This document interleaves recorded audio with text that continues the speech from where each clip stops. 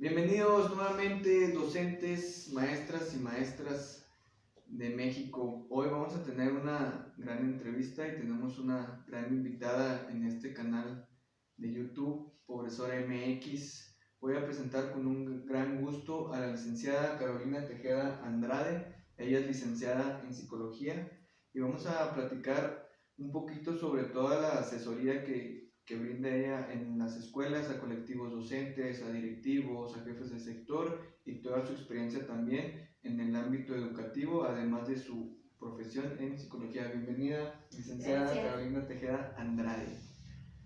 Hola, ¿cómo estás? Bien, muchas gracias por aceptar esta invitación a esta entrevista. Más que entrevista, yo lo veo más como una plática, una charla entre colegas, entre docentes, entre profesionistas, que siempre es importante destacar y resaltar en la sociedad. Me gustaría empezar que te presentaras y sobre todo que es tu mayor enfoque en cuestión de tu profesión. Ok. Hola a todos, espero que esta información les sirva de algo. Mi nombre es Carolina Tejeda. Tengo la profesión de la licenciatura en psicología desde el 2000 y me dedico a muchas cosas del ámbito educativo y del ámbito clínico porque pues atiendo de manera particular. Pero hago mucho enlace con las escuelas para lo que es apoyo a directivos en alguna estrategia para dar información de qué deben de manejar algunos profesores en sus grupos de acuerdo a la dinámica por una cuestión emocional o estilo de aprendizaje o el manejo de emociones con ciertos niños de acuerdo a la población del sector. Eso hablo con los directores. Con los maestros de USAED o las licenciadas en educación especial, trabajo todo lo que es estrategias para que desarrollen los niños habilidades en el habla o en el aprendizaje y curiosamente este año, desde que empezó la pandemia, manejo con ellos estrategias de estrés o manejo de estrés para identificar qué nivel de ansiedad traen o qué situaciones pueden manejar con los niños, porque un niño estresado o un adulto estresado no aprende con la misma facilidad que cuando está en un estado normal. Entonces, eso es trabajo con las maestras de USAER. Con maestros, trabajo escuela para papás. Ahorita por la pandemia muchas cosas no se han podido hacer, pero pues eso es parte de lo que trabajo. Y me encanta dar clases. Doy clases a nivel preparatoria o universidad y me gusta mucho porque tiene la gente todo el empuje, el impulso para querer hacer algo diferente. Hablando de emociones y un poquito de pre-pandemia y post-pandemia, las situaciones que atendías anteriormente a la pandemia cambiaron mucho o se han elevado en cierto nivel que digas tú, sí tengo un balance de todas las emociones que han manejado, ya sea niños, ya sea adolescentes, ya sea universitarios e incluso ya la clase trabajadora, ¿no? Antes de la pandemia trabajaba situaciones de problemáticas de aprendizaje, manejo de conducta, cuestión de límites, reglas, consecuencias, con los maestros, ¿no? Era como que la dinámica. El cutting, porque muchos niños se cortan, y antes de la pandemia trabajábamos cosas porque había muchos niños de nivel primaria, en quinto y sexto grado, que ven pornografía. Entonces, eso era como que la dinámica de antes de la pandemia. Posterior a la pandemia, vienen muchísimos adolescentes con situaciones de ansiedad, con ideas suicidas. Estoy atendiendo ahora, yo creo que en los 20 años que tengo de ser psicóloga, no me había tocado atender tantos adultos mayores que traen muchas situaciones de depresión por fallecimiento de tantas personas por COVID o fallecimiento o pérdida de su propia libertad porque no pueden salir. Entonces, básicamente de hace un año y medio para acá tengo mucho trabajo en cuestión de depresión y ansiedad y no respeta edad. Eso es de cualquier edad y cualquier estrato social. ¿Crees que ahora sí lo voy a poner así? Tienes todos estos tratamientos con los niños, adolescentes, adultos, esto y lo otro. ¿Se te han acercado, por ejemplo, docentes? ¿Se te han acercado colegas que han dicho, sabes que no estoy soportando a este encierro, mi dinámica cambió mucho, mi rutina totalmente cambió, he escuchado versiones o historias de colegas que realmente sí los marcó mucho, ¿verdad? Lo que fue esta pandemia de COVID-19. Sí, de hecho, desde el noviembre, diciembre hubo ciertas situaciones de salud que muchos de mis colegas empezamos o empezaron a manifestar, pero 2020 fue un año en el que casi no tuve clientes de edades tempranas y venían, yo creo que de 10 personas que atendía, 7 u 8 eran maestros o gente dedicada a trabajar en escuela, con crisis de ansiedad, con situaciones de mucho estrés, porque no sabían cómo meterse a trabajar de lleno con redes sociales y manejar sus horas de trabajo, más el tiempo en casa. Se volvió un trabajo de 24/7 y el celular a todo lo que da. Entonces tuvimos que hacer bastante trabajo colaborativo porque tuve que auxiliarme con algunas maestras enfocadas en el área de neurociencia para que me ayuden a trabajar con algunos maestros. ¿Cómo ves o cómo pintas este panorama, el regreso a clases semipresenciales o presenciales? En cuestión, vamos a hablar primero de los alumnos, por decirlo así, y luego hablaremos un poquito de los maestros. ¿Qué protocolo puedes recomendar o se puede seguir para que sea una estabilidad, ahora sí que psicológica, emocional, sentimental, de parte de todo lo que es el contexto educativo? Bueno, para empezar hay que recordar que el ser humano se adapta y es una de las ventajas que tenemos nosotros porque independientemente de la edad que se tenga, entre más joven eres, más fácilmente te adaptas a la exigencia de tu entorno. Entonces, creo que los jóvenes y los niños se van a adaptar más fácil a todo este manejo de la pandemia más pronto que los adultos. Y creo que es necesario que la gente salga porque tenemos un país que no se puede estancar en cuestión educativa. Y si seguimos rezagando o dejando al final la cuestión de la salida a la escuela, yo difiero mucho que no estén cerrados otro tipo de lugares donde asisten los niños, lugares comerciales, plazas comerciales y no puedan ir a la escuela. A mí eso se me hace absurdo. Sí, Creo pues que hay bueno, que invertir es primero en educación. es algo irónico, ¿no? Sí. O sea, de decir, bueno, los alumnos no pueden regresar a clases, pero sí pueden entrar a centros comerciales, pueden ir a parques de diversiones, claro. todo ese tipo de situaciones. Y lo veo así como que ahora he escuchado la frase de que la escuela es un lugar seguro. No, pues es que cualquier lugar puede ser un lugar inseguro dependiendo de las personas que estén ahí y de la falta de cuidados de un menor de edad. Y sin embargo yo digo, pues si los adultos se preparan con medidas para tener una sana distancia, de higiene, el gel y que sobre todo la gente aprenda a respetarse, yo creo que nos podemos adaptar con facilidad. Sin embargo, para muchas personas es como que los niños van para después. Y yo creo que un niño tiene mucho más estrés encerrado, da mucho más problemas emocionales encerrado, a que si un niño tiene un objetivo, se va poniendo metas, que ponga, por decirte, la meta de tengo que aprender tal lección o tengo que prepararme para un examen.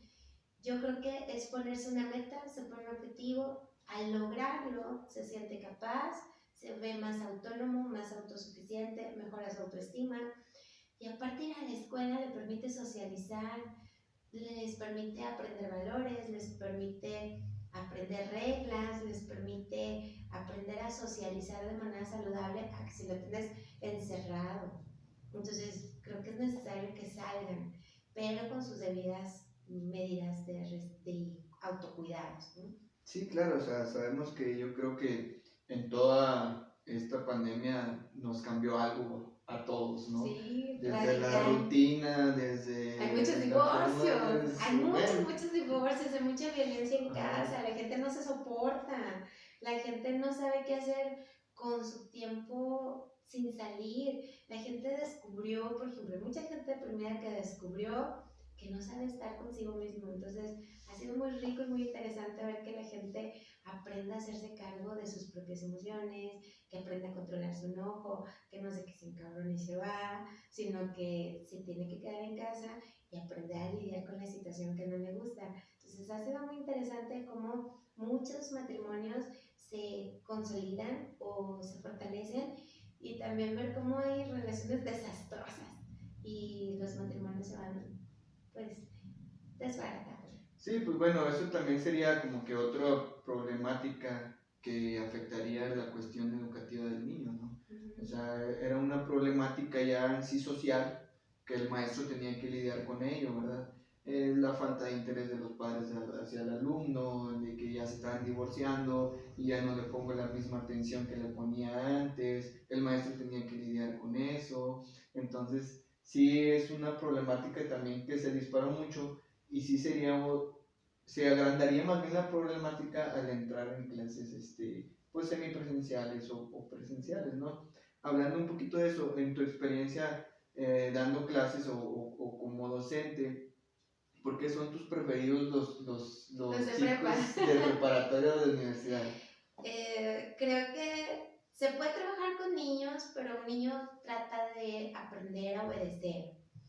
Un niño de kinder, de primaria, de secundaria todavía tiene muchas limitaciones. Cuando tú trabajas con chavos de prepa o de universidad, son muy autosuficientes, toman decisiones, son muy creativos, buscan solucionar todo, son súper prácticos o buscan innovar, tienen una energía muy intensa.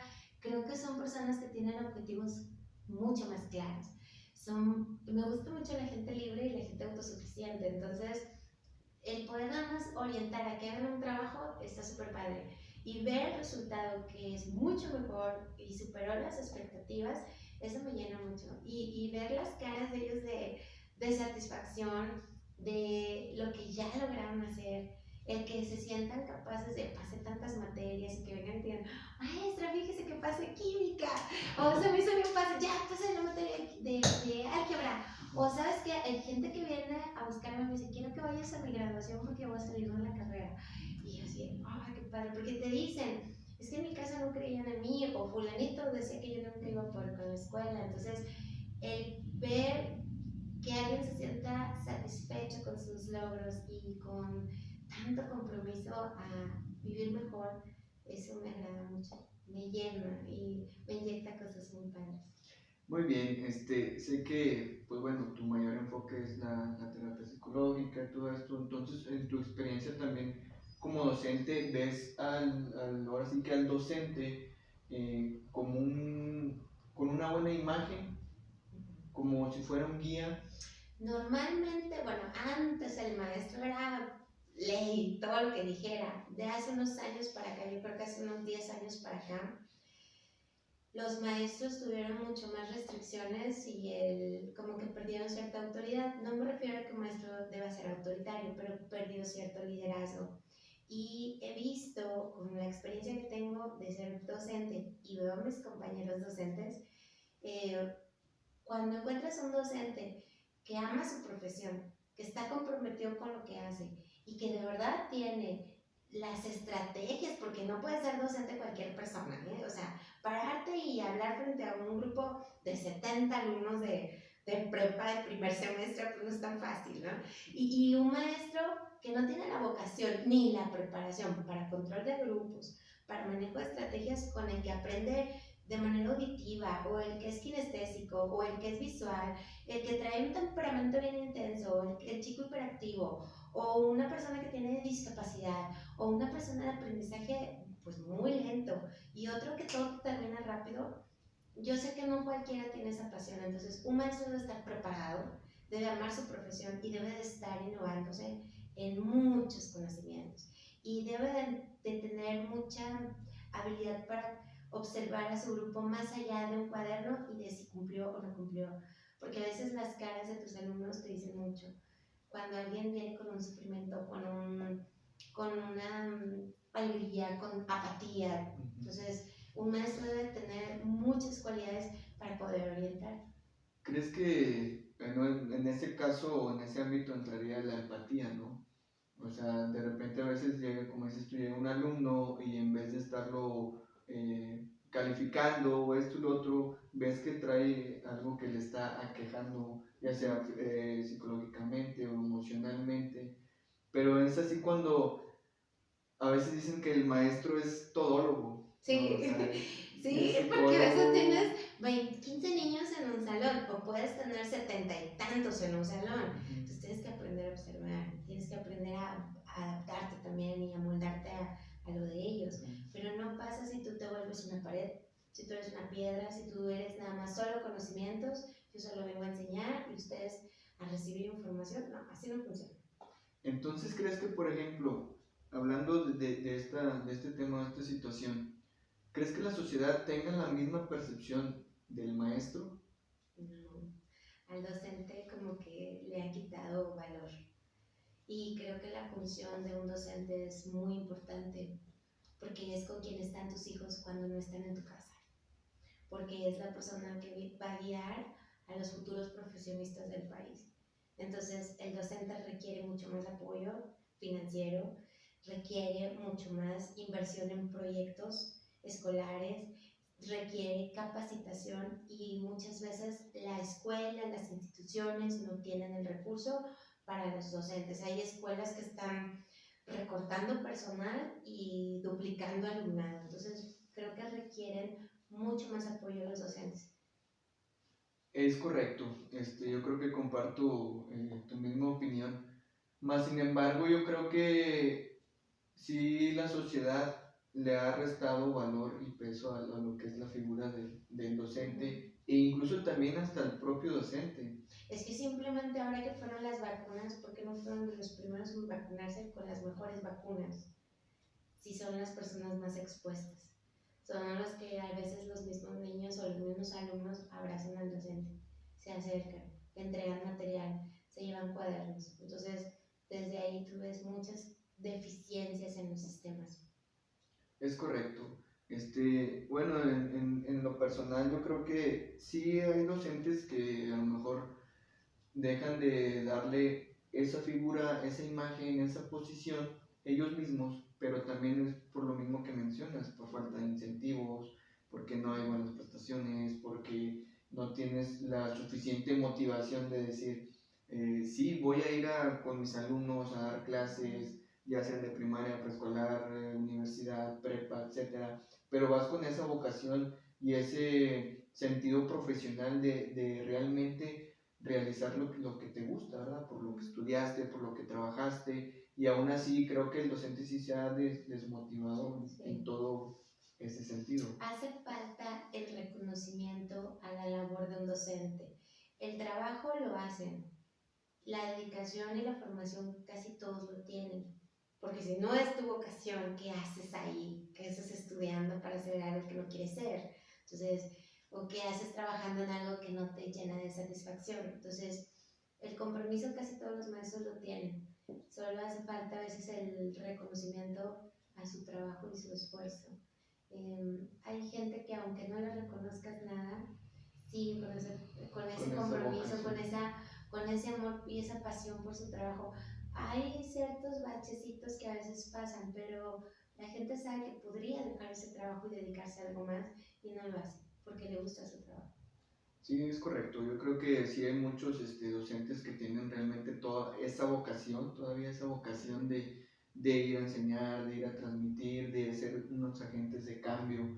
Pero como dices tú, también la sociedad y gobiernos y sistemas tienen que reconocer todo ese esfuerzo y toda esa tiempo que se dedica también el maestro, ¿verdad? A veces el docente dicen que es la profesión que te robas cosas de tu casa para llevarlas a la escuela.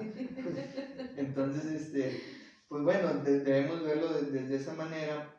Y yo creo que también hablamos un poquito de la cuestión económica. No está siendo también bien remunerada la profesión docente. Ni en el ámbito particular ni en el ámbito público el pago al docente es muy bajo.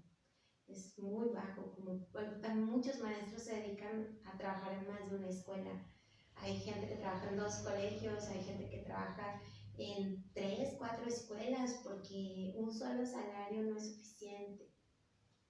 Es correcto. Sí, a veces vuelvo a lo mismo, a veces ven al docente como todólogo, entonces a veces andas aquí, luego más allá y cosas así, ¿no? Pero sí, lamentablemente, pues bueno, no tiene buena remuneración el docente. Hablando un poquito más de los docentes, que me comentabas que has impartido cursos y estrategias para colectivos en cuestión de directivos y docentes. ¿Cuál ha sido como que el mayor reto que has tenido en cuestión de un colectivo docente o en cuestión de directivo? Que no quiere aprender. Cuando alguien no tiene la disposición de cambiar, es muy difícil, aunque tenga los mejores recursos, el mejor exponente o los mejores materiales, cuando alguien se amacha, se aferra a, es que yo así trabajo y no voy a cambiar, desde ahí ya tenemos un problema. Pero no es la profesión, no es solo los docentes no quieren cambiar. De hecho, los docentes son las personas más a favor de los cambios sociales. Se amoldan más a las generaciones nuevas. Pero cuando alguien por su personalidad no se permite cambiar y se amacha, así soy, no va a cambiar, así es mi formación, no va a cambiar y te aguantas, ahí ya perdimos oportunidad de crecimiento. Sí, lamentablemente. Pero bueno, yo creo que lo mencionaste ahorita muy correctamente y creo que comparto esa opinión de que también los docentes somos personas, somos seres humanos. O sea, a veces la sociedad, es que he escuchado comentarios ahora que pasó la pandemia, es que el profe no hace nada.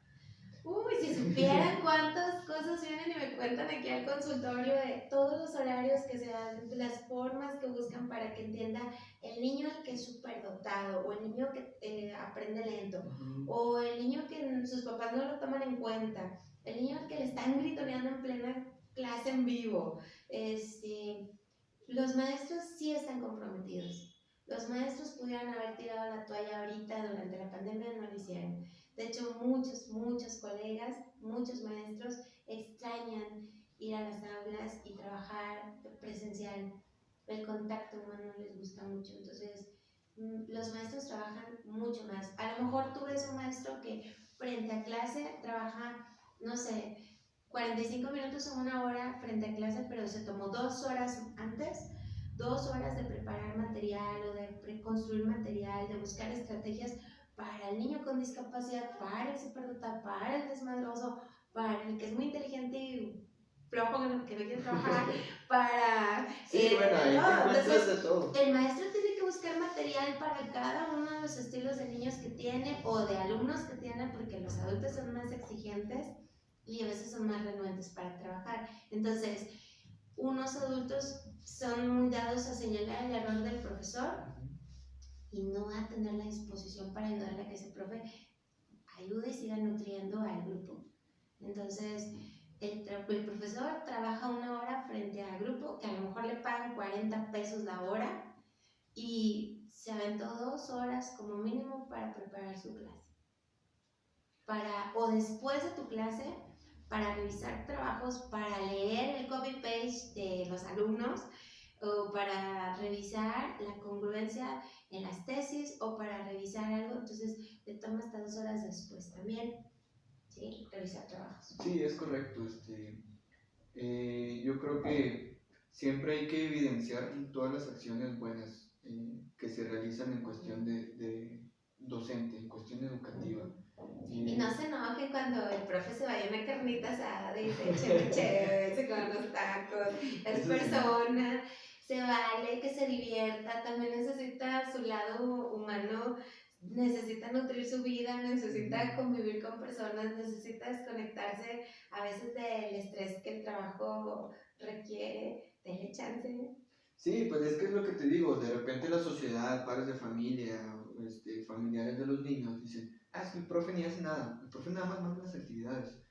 Sí, Oye, pero el profe ya planeó, exactamente. ya buscó la estrategia, ya buscó cómo darle indicación, ya le está...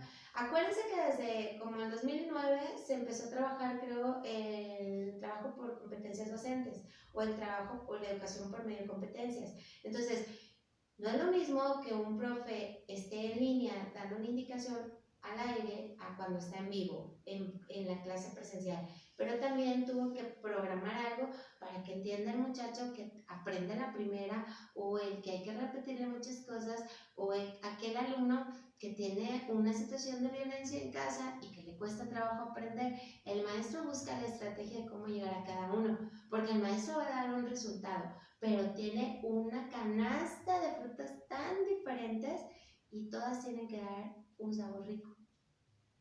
Es correcto. Que nadie se le echa a perder. Sí, de hecho, como vuelvo a repetir, de repente en la sociedad somos muy etiquetamos luego a las personas, en este caso, por ejemplo, docente, no hace nada, es flojo, es flojo, no trabaja, no está en su trabaja, casa, no hace nada. y aún así le están pagando. Y no saben que la maestra o el maestro que tiene hijos tiene que atender a los niños en línea, más a los papás despistados que no leyeron lo que se publicó en el grupo, más a los papás que de manera individual contestan fuera de horario de trabajo, porque un profesor ahorita no trabaja de 8 a 1.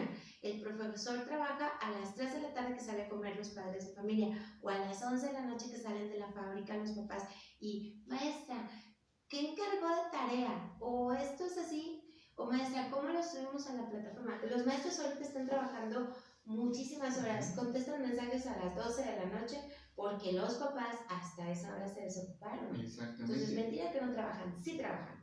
Exactamente, y aún así no están al pendiente, y yo creo que se le está dando la atención a los padres de familia. Y descuidan a sus propios hijos, o descuidan a la pareja, descuidan hasta la mascota, porque tienen que estar pegados. A lo mejor, ustedes no saben, pero a lo mejor el profe da una clase en vivo en tal horario, pero luego agarra la videollamada particular con el niño que batalla, con el niño que requiere apoyo especial, con el niño que no se pudo conectar lleva 3, 4 días, y entonces empieza a buscar fuera del horario de trabajo y busca la manera que el niño cumpla. Me consta que hasta hubo maestros que van a los domicilios para tratar de negociar con los papás de qué necesitan. Es correcto.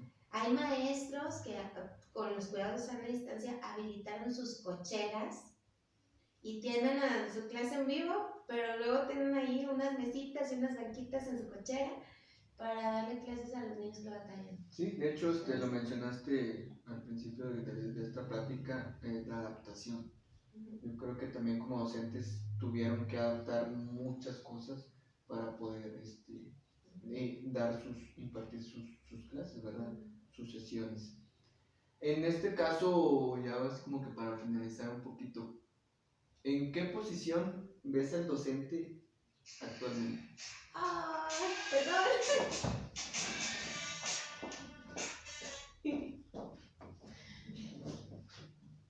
Es que si no me está dando ya. Ya, listo. ¿Qué? Bueno. ¿En qué posición? Un comercial. Perdón, fallas técnicas. No. ¿En qué posición ubicas al docente, ya sea en la sociedad y en cuestión también de las demás profesiones? El docente es un punto de cambio para todas las generaciones. Puede haber médicos porque va a haber enfermedades, eso sí, pero el médico se adapta igual a sus conocimientos. Pero el docente se tiene que adaptar en conocimientos, estrategias, manejo de emociones, tener salud mental, tener compromiso, tener empatía, ir acompañando a la gente, porque apoya a sus niños de grupo o a sus alumnos de adultos, pero apoya también a sus compañeros de trabajo, le hace fuerte a su directora o director de escuela, y se cumplen metas y objetivos que te van pidiendo, pues a lo mejor los de la supervisión, no sé, cada vez se tiene más exigencia al docente. No se le paga más, pero tiene más exigencia al docente. Y el compromiso de una persona que se dedica a la docencia es muy grande. Entonces, yo creo que los docentes son personas apasionadas, entregadas, comprometidas y se sacrifican bastante en la vida personal. Entonces, pues, ahora sí que aplauso y felicitación por esas personas que muy detrás de mucha gente están apoyando, impulsando a muchos jóvenes o muchos adultos que quieren ser cada vez mejor. Sí, de hecho quiero resaltar también algo que dijiste sobre los docentes, que cualquier profesionista, ya sea médico, arquitecto, ingeniero, cualquier profesión que se dedique, pues tuvieron que pasar por un docente, ¿no? Todos. O por varios, o por muchos docentes, que como dices tú, todos los adjetivos calificativos te los aplaudo porque realmente es cierto, los docentes somos, me incluyo, ¿verdad? Todos los adjetivos que acabas de describir y yo creo que faltaría, ¿no? Yo soy lo que soy por un docente, o sea, yo soy psicóloga porque tuve un docente que me pareció una persona que sabía mucho, que admiré mucho y me enseñó a encontrar mi vocación. Me enseñó a no decaer cuando algo era difícil. Tuve maestros que cuando en mi casa había problemas, los maestros eran quien me escuchaba, el maestro era quien me orientaba, el maestro era el que buscó que no cayera en algún vicio. Hubo docentes que me enseñaron a no rendirme. Hubo docentes que me dijeron, a pesar de que ahorita sea difícil, tú puedes, inténtalo. Siempre me dijeron, no te rindas. Hubo docentes que me dijeron eso. Y gracias a esos grandes docentes, esas fabulosas personas, yo soy lo que soy. Y yo me siento muy contenta de la profesión que tengo, me dedico a lo que estudié y valoro mucho el trabajo de los docentes. Y yo sé, yo tengo muy claro que yo estoy aquí por el trabajo de cada uno de mis maestros. Muy bien, pues bueno, no nos queda más que hablar bien de los docentes, pues aparte porque pues bueno, estamos en el ámbito educativo, yo creo que eso es lo ideal, siempre colaborar de buena manera con los docentes, ¿verdad? Y yo creo que tu primer apoyo, tu primer impulso a realizar cosas nuevas, a proyectarte, a superarte, yo creo que debe ser tu colega, por decirlo así, tu colaborador, lo que es un docente. Pero bueno, vamos a despedir este video y con un gran agradecimiento a la licenciada Carolina Tejeda Andrade, licenciada en psicología y pues mucha experiencia en el ámbito educativo. Gracias, un abrazo, Bye, saludos y no se rindan muchachos, no se rindan. Jamás.